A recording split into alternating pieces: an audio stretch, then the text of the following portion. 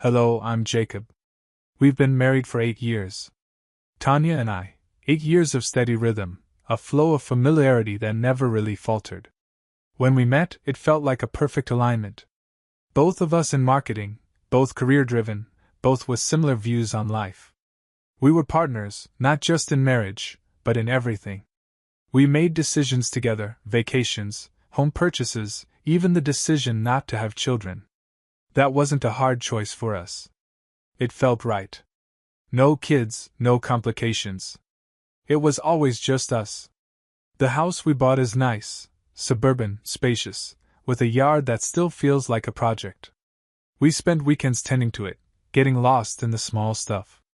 Maybe that's what we were missing. Maybe it was always the small stuff that kept us together.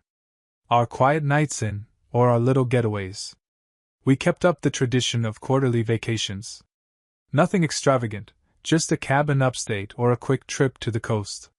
But every time, it felt like a reset. Tanya's always been ambitious, focused. A no-nonsense type of person. So was I. Our work lives mirrored that, professional, polished, high-achieving. We were the type of couple that made other couples jealous, at least that's what people told us. A solid match, no cracks, no loose threads. Until things started to slip, or maybe, until we started looking the other way. Lately, something's different. Tanya's been off, or maybe it's me. I can't quite put my finger on it. She's been quieter at night. Her smiles feel like they're on borrowed time. There's a sort of restlessness to her now. She keeps talking about change, or moving forward, or finding new directions. The things we used to love, the things that made us feel like we were living our best lives, our date nights, our little vacations, don't seem to matter anymore. There was a moment when I caught it. Just a passing comment, but it hit me hard.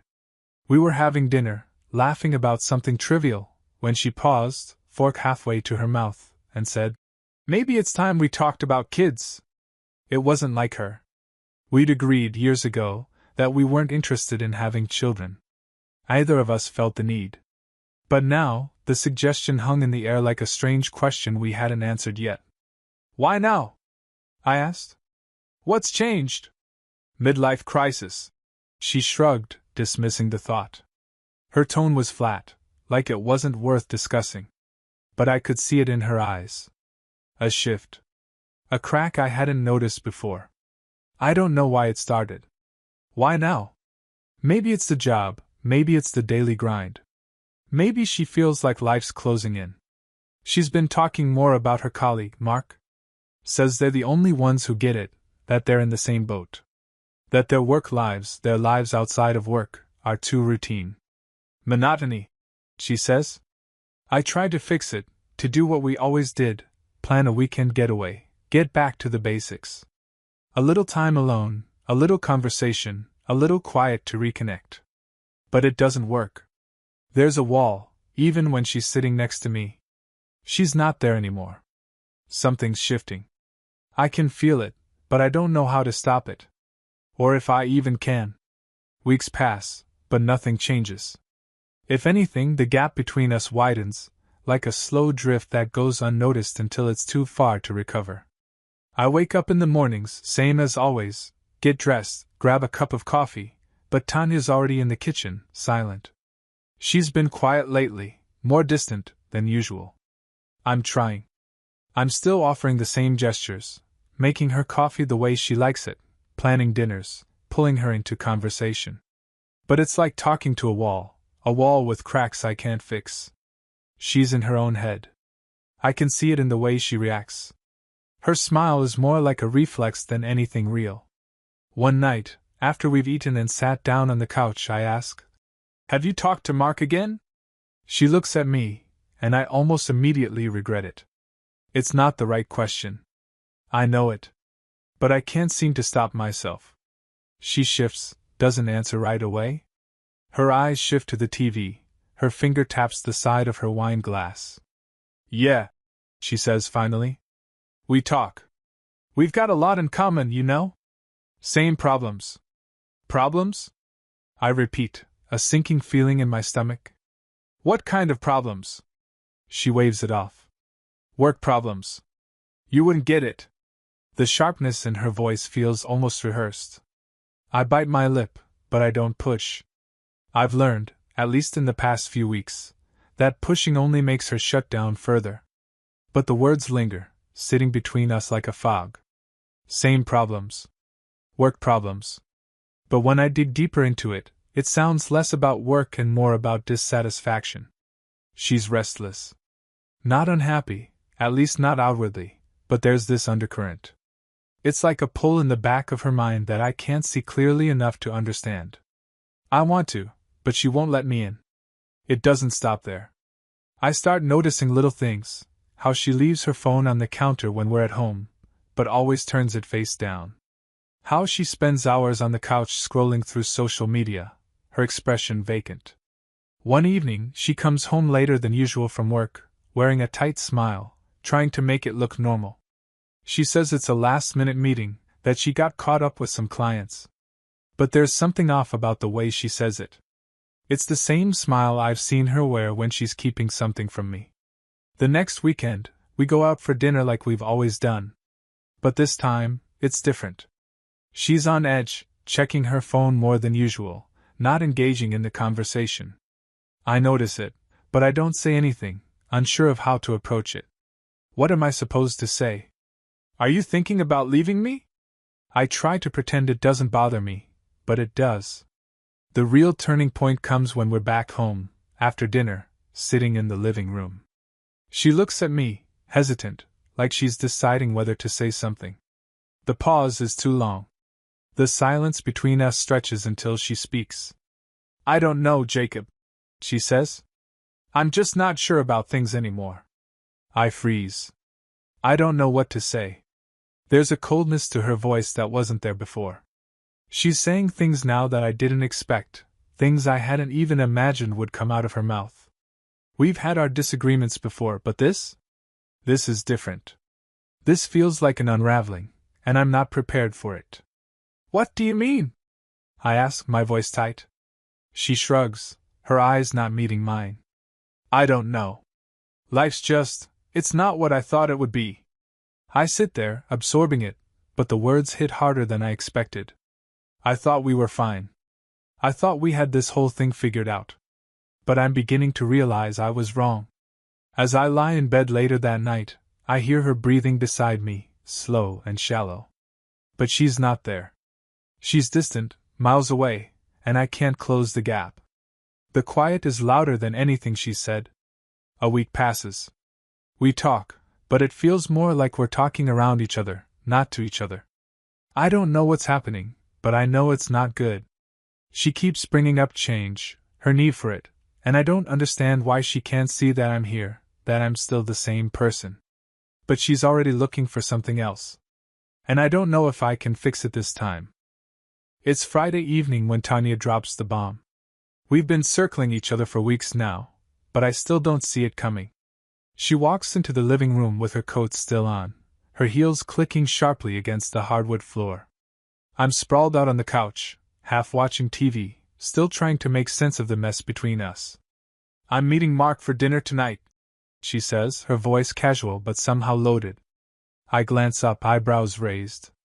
Mark? For dinner? She nods, but there's an edge to her expression that makes my stomach twist. Yeah. He's been dealing with some of the same stuff at work. It'll be good to talk things through. Good to talk things through? I repeat, my voice a little too sharp. It's not the dinner part that throws me off, it's the way she said it. You're seeing him as a friend, right? Not like a date? The silence hangs for a beat too long, and I feel my pulse pick up. She hesitates, then shrugs, a small, almost dismissive gesture. It's a date, Jacob. A date. I blink, unsure if I've heard her right. Wait, what? You're telling me you're going out with him, as a date? Tanya looks at me like she's waiting for a reaction, but I can't give her one. Not yet. My chest tightens, but I force the words out, my voice slow. This feels like more than just dinner with a colleague. She shifts, her tone turning defensive. We've been talking about this. You knew things were changing. I told you I needed something more. Something more? I echo, my mind racing. Are you serious? You're going out with him, like that? I don't need you to control what I do. She snaps, suddenly sharp, her patience gone. I don't need your permission to make decisions about my life, Jacob. I stare at her, struggling to grasp the situation. She's always been direct, but this is something else. The coldness in her voice is nothing like the Tanya I've known. I try to make sense of it, to process the sudden shift. You're telling me that this is okay? A date with Mark? My voice cracks, just barely. What about us? What about everything we've built? Her expression softens for a moment, but it's fleeting. You're not hearing me. This isn't about you. This is about me. About what I need. I need space. I don't know what to say. The words I want to say, the ones I need to say, feel stuck in my throat. I feel my body tense as the reality of it sinks in. She's not even trying to hide it anymore. The distance between us is wider than I thought. The anger bubbles up, but it's not the kind of anger I'm used to. This is quieter, more bitter. So, you're just going to leave me to deal with this? To deal with whatever you're doing with him? I'm not leaving you, Jacob. I'm figuring things out. I can't swallow the knot in my throat. By going out with him? You're figuring things out by seeing someone else? She turns toward the door, grabbing her purse, already halfway out. I'll be back later. Don't wait up. I don't say anything else. I can't. My thoughts are racing too fast, colliding with each other in a mess that doesn't make sense. A date. She said it like it was nothing. Like it wasn't a breaking point in everything we built. She leaves. The door clicks shut behind her, and I'm alone. The house feels quieter than ever. The space between us, once a comfortable distance, now stretches, sharp and jagged. I don't know what to do next. Part of me wants to confront her, to demand answers, but I can't. Not like this. Not when she's already left. She's already made her decision, and I'm stuck here trying to pick up the pieces. Hours pass. I try to focus on something, anything, but my mind keeps circling back to her. To Mark. To what's happening, or what's not happening, between us. I glance at the clock. She should have been home by now. But she isn't. Instead, it's her voice that finally breaks through the quiet, the sound of the door opening slowly. She steps inside, her face unreadable, her eyes dull. She stands there for a moment, like she's measuring something, before she speaks. I'm moving out, she says, her voice soft but final. I don't think we can do this anymore. And just like that, the world tilts. The morning after Tanya's announcement, the house is unnervingly quiet. She's gone, left early, leaving behind nothing but the faint scent of her perfume in the hallway. I sit at the kitchen table, staring at my untouched coffee. Sleep had been impossible, and now the cold clarity of daylight makes everything worse. Her words replay in my head. I'm moving out. She didn't say when, how, or where, but the intent was clear. This isn't some temporary pause or midlife wobble. This is a line she's crossed, and there's no stepping back. By the time I pull myself together, I've made a decision. If she's going to treat our life like an afterthought, I need to protect what's left of it, what's mine. First, I gather evidence. Not because I want to weaponize it, but because I might need it. The text I've seen pop up on her phone, the way she mentioned Mark over the past few weeks, it's all there, forming a pattern I can't ignore. I take screenshots of her vague, cryptic messages and forward them to my email. I don't read too closely, it's like touching an open wound. Next, I call an attorney. The recommendation comes from a friend who's been through something similar, though his situation involved kids. I explain everything in clipped sentences, her emotional withdrawal, her date, her sudden decision to leave. The lawyer listens, calm and professional, and lays out my options. You'll want to prepare, he says. Gather financial documents, secure joint accounts, and make sure the house is protected. If she's already talking about leaving, you need to stay ahead. His words sink in. Protecting the house feels like the first step, the most tangible thing I can do. Tanya and I bought it together, but I've poured more into the mortgage, the maintenance, the renovations. It's my home, and I'm not about to lose it. By noon, I've called a locksmith. The man arrives with his toolbox, cheerful and oblivious to the tension in the air. I watch as he replaces the locks, each turn of his wrench tightening the grip on my resolve. After he leaves, I head to our shared bank account and withdraw half the balance, transferring it into my personal account. It feels cold, calculated, but necessary. I can't risk her draining it and leaving me blindsided. I also make copies of important documents, our mortgage agreement, tax returns, insurance policies, and store them in a secure folder. It's tedious, but the methodical process keeps me grounded, gives me something to focus on besides the ache in my chest. The final step is packing. I don't touch her things. I leave them untouched, scattered in the places she left them. Instead, I gather my essentials, clothes, electronics, personal mementos, and move them into the guest room. It feels strange, retreating into another part of the house, but it gives me a sense of separation, of reclaiming a space for myself. That evening, Tanya comes home. I hear her heels click against the floor, hear the pause when she notices the new lock on the door. She steps inside and glances around, her face unreadable. "What's this?" she asks, gesturing vaguely at the house, at me standing in the living room. "I've made some changes," I say, keeping my voice steady. "If you're serious about leaving, I need to protect myself." She crosses her arms, her expression hardening. "You think locking me out and moving your stuff fixes anything?" "It doesn't fix anything," I reply. "But it sets boundaries. I'm not going to sit here and wait for you to decide if I'm worth it." Her jaw tightens, but she doesn't argue. Instead, she drops her purse on the counter and sinks into a chair, rubbing her temples. "I didn't mean for it to get like this," she mutters, almost to herself. "Neither did I say softer now. "But it did." The silence stretches between us, heavy and impenetrable. For a moment, I think she might apologize, that maybe there's a chance to salvage something. But when she finally speaks, her words drive the nail deeper. "I think we should talk about selling the house." It takes everything in me to stay calm. "I already spoke to an attorney," I say. "The house stays with me. You're free to move out, but I'm not losing it." Her eyes narrow, and for the first time, I see real anger flash across her face. "So that's it? You're cutting me out?" "I'm protecting myself, Tanya. You made your choice." She stands grabbing her purse, her movements sharp and clipped. "Fine. Do what you have to do." The door slams behind her, and I exhale, the sound hollow in the empty house. This isn't the life I thought we'd have, but it's the one I have to face now. A week passes. The house feels cavernous, like the walls have pulled back to mock me. Tanya hasn't returned, not even to grab her things. Her absence is louder than her presence ever was.